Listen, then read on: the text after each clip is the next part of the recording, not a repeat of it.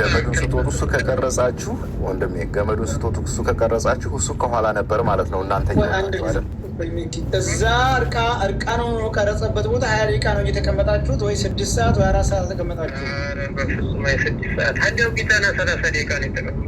ከዛ በኋላ ሰያ አያቸውን ዋናው ነገር ያለው እዚህ ጋር ነው። ሲጀመር ልጅቷ በጥሩ አቋም ላይ ሆና ነው ሄደችው። የሚያደክም ቦታ እንዳልሆነ አብረው እንደሄዱ 20 ደቂቃ እንደ ማንኛውም ሰው ለማረፍ እዛች ጋር ቁጭ አሉ። ያንን ሴራ የሰሩባትና የደፈሯት እዛ ጋር ነው እነዛ። ከዛም በኋላ ሁለቱ እዛ ተቀንጥሰው ሄዱ። ተመልሰው እሷን ይዘዋት ሄዱ። እንዳትዞሩ ብሎ እነዚህኛው ላኳቸው። እነዚህ ደግሞ አድራሽ ስለሆኑ ሁለተኞቹ አዲሶቹ ይዘዋቸው ሄዱ ማለት ነው እኚህን ወንድሞቻችንን። ስለዚህ ከዛ በኋላ ያለውን ነገር ወዴት ይዘዋት ሄዱ የሚለውም በፍጹም ጤነኛ ላይ የሆነች ልጅ ወዴት ትገባለች የሚለውን ጥያቄ ነበረኝ። አንድ ጊዜ አራቶቹም እናንተ ጋር ካምፕ አልሄዱ? አራቶቹ አቦታ ጋር የገጠር ልጅ የገጠር ልጅ ያለው ደላሎቹ 4 ነበሩ። አለመጀመሪያ ወይ ልጠይቀው ብዬ ነው። 4 ነበሩ። ሁለቶቹ እኛን ወደፊት ይዘው መጡ፣ አስቀመጡንና ወደዛ ተመለሱ። 4 ሆነው በቀላሉ እስከ 6 ሰዓት ወይም እስከ 4 ሰዓት ቆዩና 4ታቸውም መጡ አንድ ላይ ቀብረናታል ብለው ነው ያለው። 4ታቸውም እኛ ጋር ካምፕ ሂደዋል ነው ያለው። ሁለቱ ናቸው ይዘው የሚሄዱት። ሁለቱ ሀና ጋር ነበሩ። ያረጉት ሽርጥ ራሱ አረንጓዴ ሽርጥ፣ ጥቁር ቲሸርት ነው የለበሱት። ሁለቱ ከዛ የመጡት ማለት ነው። እነዚህ ናቸው እኛን ይዘው የሚሄዱት። እነዚህኞቹ ይዘዋት ወደኋላ ቀሩ ያረፍንበት። ከዛ በኋላ አላየናትም። እስከ ስንት ሰዓት ካረፋችሁበት እስከ ካምፑ ስንት ሰዓት ሄዳችሁ? 40 ደቂቃ ቢያንስ 40 ደቂቃ ይሆናል። ካረፋችሁበት እስከ ካምፑ ድረስ በጣም ቅርብ ነው። ትንሽ ነው ያለው ገረገንት መንገድ ስለሆነ። እሺ፣ ልጅቱ ከተደፈረች በኋላ በምን አይነት ሁኔታ ላይ ነበረች? ትታችኋት ስትሄዱ አቅም መድከም አላት ወይስ በምን አይነት ፌዝ ላይ ሆና ወይም ከፍተኛ ጉዳት ላይ ነበረች? እናንተ ስትለዩት ወይስ ደህና ነበረች? እነሱ ቁጭ ብለው ድንጋዩ ስር እጇን ይዘዋት እሷ ወደዛ እየጎተተቻቸው እየጮኸች ነው። በዛ ሰዓት እኛም ቀጡ እያሉ ነው። ከተደፈረች በኋላ እናንተ ጋር አልተገናኘንም። ስትሄዱ እየጮኸ ነበር።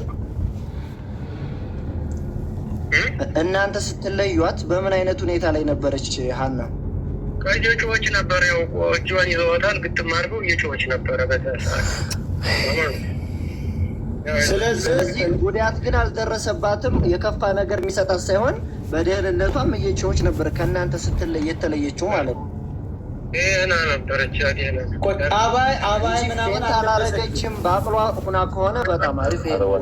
እሱን ጥያቄ ምን ነው የሚጠይቀው? ደፍረዋት እኮ እጇን ይዘዋት እኮ ነው የለዩዋቸው። ምንም ይገባኛልና ተደፍራም አቅሏ ላይ ከነበረች እሱ ነገር ለእኔ አይ ቲንክ ለማወቅ ፈልጌ ነበር። አመሰግናለሁ እኮ ከእጃቸው ለመመናጨቅ እኮ ስትራግል እያደረገች እኮ ነው። እነሱ ደግሞ እነሱን ቀጥሎ አሏት ይዘዋት እኮ የተመለሰ። ስለ እሷ የተከራከራችኋት አንተና የጀዋህ ልጅ ማነው አልክ ስሙ? አቢ የሚባል የጀዋህ ልጅ አቢ የሚባል የጀዋህ ስልክ ስጠራሉ አቢ የሚባል አሁን ትንሽ እንትን ያለው እሱ በተለይ የጀዋህ ልጅ በጣም በጥፊ ሁሉ መተውታል። በጣም የምር ብዙ ታግሏል። ማይሆን ሆነ ማለት በአንድ አልሆንም። ሁለታችን ብቻ ነን። ትንሽ እንትን ያለው ቀጥለ ደፋ አቃጥላለ በዚህ በኋላ እንዲ ነገር ትላለ። ያው እንግዲህ ራሴ ያውጣኝ ነው። ምንም አቡ በጥፊ የመቱትን ሊስልኩት ታውቀዋለሁ ይበለው እስኪ ያለ ስልኩ ታውቀዋለህ?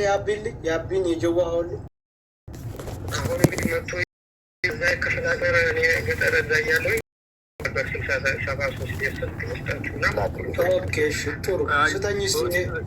ከመዝጋታችሁ በፊት አቡ እነዛ አሁን ደግሞ ሌላ እሱም ጥሩ ነው። እስኪ ቁጥሩን ስጠኛ። እዛ የነበሩትን እዚህ ጋር ከሚሰጥ ብዬ ነው ወይ ሚዩት አድርገው እናውራ ሁላችን አድርግና ተቀበል ቁጥሩን። አንድ ጊዜ የሆነ ነገር ልንገራችሁ። ስራ ለምን አትከፋፈሉም? ግን የሆነ ላይክ ፍሬ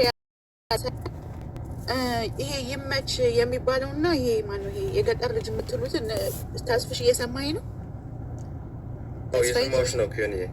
ሊገል ናቸው እነሱ ገባ። በእንትን ምድረ ይቃማ አላቸው። የኢትዮጵያ ፓስፖርት አላቸው ገባ። አትሊስት ኢትዮጵያ እንዲታገዱ ማድረግ ትችላለህ። ተስፍሽ ያንተ ብዙ ሰው ስለምታውቅ ያ አሁን ፓስፖርቱን የጠየቁት ለዛ ነው። ሲስተሙ ላይ እንዳለ ሆኖ በየትኛውም መልኩ ትኩረትም ተደርጎ እንዲመጡ ነው። ብላክ ሊስት ውስጥ በፒክቸር ፑላፕ ማድረግ አይችሉም። ዳታው ላይ ይቻላል። አሁን በስም ምናምን ምንም መረጃ ሳይኖር ምናምን እንዳይሉን ቢያንስ አይዲያቸውና ዶክመንታቸው አንድ ኮፒ እንኳን ፓስፖርታቸው ከተገኘ በዛ ቁጥር እንትን ተብሎ የቤተሰብ ማረጋገጫ ብቻ ነው የሚያስፈልገው። ከዛ አካባቢ የተላኩ 3-4 ሰዎች በእነሱ ነሄድ ነው ካሉ ሌጋል ትራፊክ ውስጥ ለሀናም ብቻ ሳይሆን እዛ ጋር ለሚያደርጉት ወንጀልም ቀጥታ የሚያዙበት ነገር በከፍተኛ ሁኔታ በ4 አቅጣጫዎች እንዲታዩ ይደረጋል ማለት ነው። አትሊስት ሸዋ ላይ ብዙ ንብረት ከ40 ሚሊዮን ለሚያወጣ እንትን መሬት ምናምን ፎቅ አለው ተብሏል። ገባ አትሊስት ይሄ ይመች የሚባለው ንብረቱ እንዲታገድ ማለት ነው። ገብቷል።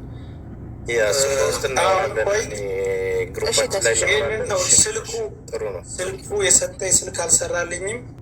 የጀዋ ልጆች እንግዲህ የጀዋ ልጆች ስትኖራላችሁ በውስጥ እንትን አድርገው አቡ ለምን መሰለህ አሁን እነሱ ሊደውለት ይችላል እንዲጽፉልን ነው። በስልክ ካላወራን አናገኘውማ። ያ ልጁ ጋር ብትደዋወል ነው የሚቻል። ምክንያቱም ለምን መሰለህ ኮንታክት ሲኖራቸው ይደውሉበታል፣ ልጁ ላይ ያጠፉታል። ቁጥሩ አይደለም እኮ እኛ የምንጠይቀው። ልጁ እኮ አላውቀውም እኮ አለ። አገሩ ነው እኮ። የምታውቁ ካላችሁ አሁን የተባለውን ልጅ በውስጥ አሳውቁን። መጥቶም ከሆነ ወደ ሳውዲ ገብቷል። አሁን የጀዋሊ ከሆነ እኔ አሁን ብዙ ጓደኞች አሉኝ፣ ደውዬ አገኘዋለሁ። ያውሩና ሚኪ አንድ ነገር ልናገር ከፈቀዳችሁልኝ ማለት ነው። ሳምንቱ ሙሉ ብዙ መረጃዎች ተነግሯል። ይህም የጀዋሁ ልጅ ቢመጣ ተመሳሳይ ይህንኑ የነገረን ነገር ነው የሚነግረን ማለት ነው። ብዙ ነገሮች እስካሁን ድረስ ተወርተዋል። እስካሁን ምን ላይ ተደረሰ? እነዚህ ደላሎቹ ሽፍቶች ናቸው፣ እንደማይገኙ እንደማይያዙ እናውቃለን።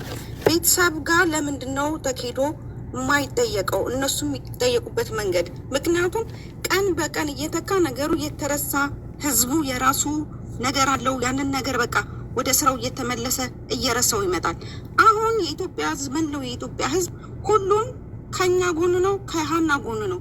በዚህ አጋጣሚ ህዝቡ እንደተባበረ ህዝቡ አንድ እንደሆነ ለምንድን ነው ስራ የማይሰራው ጥያቄ ማለት ነው። እና ደግሞ በውስጥ አንዳንድ ኢንፎርሜሽን ምናምን ካለ በውስጥ የምትፈልጉትን ሰው እናንተ መርጣችሁ ስራ የሚሰራላችሁን ሰው ወይም ደግሞ አብረን የምንሰራውን ቲም ተፈጥሮ ለምንድን ነው የማይሰራው? ሁሉ መረጃ ግዴታ መውጣት የለበትም። አንዳንድ ልጆች ብዙ መረጃ ኖሯቸው